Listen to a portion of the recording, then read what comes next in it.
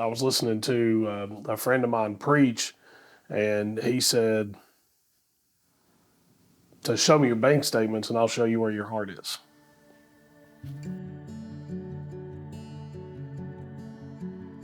I know when we first got married, we just really didn't, if there was like extra, we'd give, or we'd give a little, like it really wasn't a certain percentage. So if we had our check ready by the time they passed the plate, we threw it in. If not, we would catch it next time. And if there was a major bill coming up, we wouldn't give. It was, if we knew that we had to pay something, we'll just back up a little bit this month. I mean, it wasn't an income issue. I mean, we made plenty of income. Mm-hmm. It was just, safety. It was almost like a safety.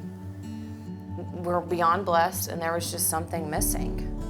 And I just kept feeling that nudge, like, okay, you've got all these ducks in a row, but there's still something missing. So on January 20th, I wrote, I'm feeling the nudge to tithe, but having a very hard time stepping out in faith.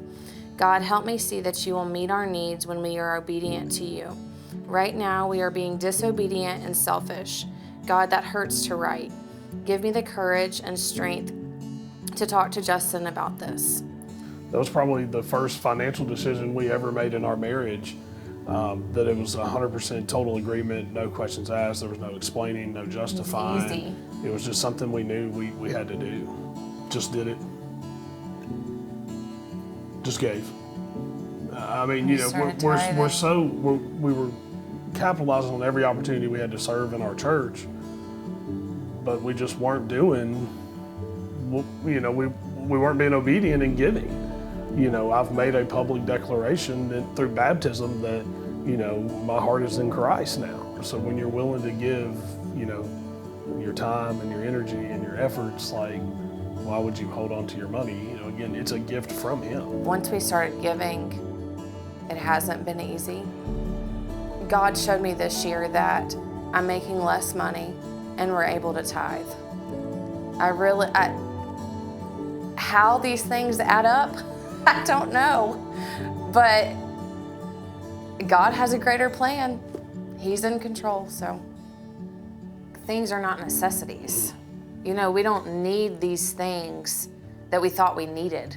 All of these things were taking priority over my thought process as far as money. I know that God's gonna do something with that money far better than whatever we could have done with that for the month. I know He has a greater purpose for it than us. My hope for our time is it's not just about building a building. I feel like it's spiritual growth for everybody in our church and for people to see the true importance of that.